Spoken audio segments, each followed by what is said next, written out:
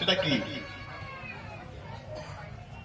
পৃথিবীতে কোন ধর্মের লোকেরা ধর্মসভা এইভাবে হয় না বলে তাদের লোকেরা ওই পুরোহিতরাই যে মন্ত্র জানে সেটা পুরোহিতই জানে, আর কেউ বলতে পারে না। আর ইসলাম ধর্মটা প্রচার প্রসারটা এইভাবে হয় বলে এটা রিক্সাওয়ালা, ভ্যানওয়ালা, ঠেলাওয়ালাও কোরআন শরীফ পড়তে পারে, হাদিস শরীফ পড়তে পারে। জোরে বলতে পারলেন না? সুবহানাল্লাহ। প্রচারটা কিভাবে হয়? যদি কেউ ভাবে যে লস, কিছুই হয় না, আমি তার ভাবনাটাকে দূর করার জন্য বলছি, আপনি যদি এই কাজের বিরোধিতা করেন তাহলে আপনি 2,24,000 নবী হোক আর 1,24,000 নবী হোক, আপনি তাদের বিরোধী। কেন বিরোধী? সারা পৃথিবীতে যত নবী এসেছিলেন, রসুল এসেছিলেন, একটা নবী রসুল কোন মাদ্রাসার মাস্টার ছিলেন না, একটা নবী রসুল কোন জায়গায় গিয়ে কোন জায়গায় বই লেখেননি, কাদির ছিলেন না, লেখক ছিলেন না, কবি ছিলেন না, তারা কোনদিন কোন মাদ্রাসার শিক্ষকতা করেননি। তারা ইসলাম প্রচার করেছিলেন মাঠে, ময়দানে, পাহাড়ের উপরে দাঁড়িয়ে বক্তব্য রেখে। অর্থাৎ নবিয়ানা কাজ যারা করেন এই বক্তা জগতে, তারা নবিয়ানা কাজটা করেন। সেই জন্য এই বক্তা জগতে যারা আছেন তারা প্রত্যেকটা নবী বক্তা ছিলেন, একটা নবীও বক্তা ছাড়া নন, এটা আপনাকে জেনে রাখতে হবে। এখন যদি আমি ব্যবসা করি সেটা আমার হিসাব দিতে হবে, যদি আমি ধর্মটাকে নিয়ে খেলা করি সেটার জন্য আমার কৈফিয়ত দিতে হবে, সেটা আলাদা কথা। কিন্তু সারা পৃথিবীতে যত নবী এসেছিলেন তারা সবাই বক্তা ছিলেন। আপনি নবীর উম্মত হতে চান তাহলে নবীর কাজে বিরোধিতা করতে পারবেন না। ইসলাম প্রচার হয় মূলত 5 জায়গা থেকে। কত জায়গা থেকে? কত জায়গা বললাম? 5 জায়গায়। জানেন, জ্ঞান সঞ্চয় করা, লেখাপড়া শেখা, আত্মীয়তা দূরশী মুখস্থ করা, আয়াতুল কুরসি মুখস্থ করা, এটা নিয়ে আল্লাহর কাছে বিচার হবে না। বিচার অন্য জায়গায় হবে, বিচারটা অন্য জায়গায় হবে। সেটা কিসের জানেন? আল্লাহ আসমান থেকে যে কেতাবগুলো নাজিল করেছিলেন সেই কেতাব কটা? আমরা 6টা জানি, 4টে কেতাব।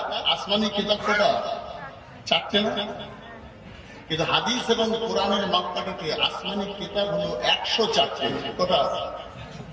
104টে। তো 4টে কেতাব উল্লেখযোগ্য আর 100টা ছোট ছোট সহিফা বলা হয়। এই 4টের মধ্যে হযরত মুহাম্মদ সাল্লাল্লাহু আলাইহি ওয়াসাল্লামের উপরে কোরআন নাযিল হলো, দাউদ আলাইহিস সালামের উপরে জবুর, ইনজিল শরীফ ঈসা আলাইহিস সালামের উপরে, আর মুসার উপরে তাওরাত শরীফ। তো 104টে কেতাবের যা কথা, সব কথাটাই কোরআনের ভিতরে আছে এবং সব কেতাবের ভিতরে রদবদল করা হয়েছে। কিন্তু কোরআনের একটা নোক্তাও রদবদল কিয়ামত পর্যন্ত হবে না। কোরআন শরীফটা কতটা লম্বা চওড়া? 1 হাত, 1 বেগু চওড়া, 1 হাত লম্বা। কি 1 হাত লম্বা? 1 হাত চওড়া। কোরআন শরীফ কত পারা? 30 পারা।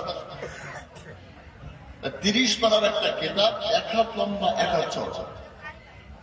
মর্যাদায় 104টে কেতাবের থেকেও বেশি কোরআন শরীফ, শ্রেষ্ঠ কেতাব। আর ওদের যা আছে সব এর ভিতরে আছে। ওই 104টে 3টে কেতাবে যা আছে সব কথাটাই কোরআন শরীফের ভিতরে আছে। আয়াতনে বড় সব থেকে কার কেতাব? হযরত মুসা আলাইহিস সালামের কেতাব। মুসা আলাইহিস সালামের উপরে যে কেতাব আল্লাহ নাযিল করেছিলেন ওই কেতাবটা 1000 পারা। কত পারা? 1000 পারার কেতাব তাওরাত শরীফ। লম্বা 12 হাত আর চওড়ায় 12 হাত। জোরে বলতে পারলেন না? সুবহানাল্লাহ। 12 হাত লম্বা, 12 হাত চওড়া একটা কেতাব, 1000 পারা কেতাব। এই 104টে কেতাবের হাফেজ মাত্র 3 জন। কতজন? 104টে কেতাবের হাফেজ মাত্র 3 জন। আমি কি জানি আর আপনি কি জানেন না, এর বিচার হবে না, বিচার অন্য জায়গায় হবে, সেটা বলছে। 3 জনের মধ্যে একটা হচ্ছে মানব জাতির মধ্যে, তার নাম নবী মুহাম্মদ সাল্লাল্লাহু আলাইহি ওয়াসাল্লাম। জোরে বলতে পারলেন? আমাদের নবী 104টে কিতাবের হাফেজ ছিলেন। আর ফেরেশতাদের মধ্যে একজন, তার নাম হযরত জিবরাইল আলাইহিস সালাম। জিন জাতির মধ্যে একজন, তার নাম আজাজিল। আজাজিল মানে কে? ইবলিস নাকি? যে 104 কিতাবের হাফেজ, আগুনের তৈরি হবার পরেও নূরের ফেরেশতাদের মাস্টার, মুআল্লিমুল মালাকুত শিক্ষক, এবং তাদের সবার লিডার, সেই ইবলিসও জাহান্নামে চলে যাবে। বুঝা গেল কথা? তাহলে বিচার অন্য জায়গায়। বিচার এলেমে নয়, আমলে নয়। বিচার হবে তার কর্মের উপরে বিচার চাইতে, এলেমে আর আমলে নয়। ইবলিস যে ভুলটা করে ফেললো, সেই ভুলটাই বাপ আদম করে ফেলল। কথা বুঝতে পারলেন? আদম যেখান থেকে এসেছিলেন সেখানেই চলে গেলেন, ইবলিস যেখান থেকে আসলো সে যাবে জাহান্নামে। একই অন্যায়, একই বঞ্চনায় করে। হযরত আদম আলাইহিস সালাম একটা কথার অবাধ্য হলো, আল্লাহর একটা কথা অমান্য করে গন্ধম ফল খেলেন। আর ইবলিস একটা কথা অস্বীকার করলো, আমি ইমাম বলে আদমের পিছনে ইক্তেদা করে সিজদা করতে পারবো না। দুজনে তো একই কথা, এই একটা অস্বীকার করেছে, ও একটা অস্বীকার করেছে। আদম আলাইহিস সালাম বেহেশত থেকে দুনিয়ায় চলে আসলেন, তার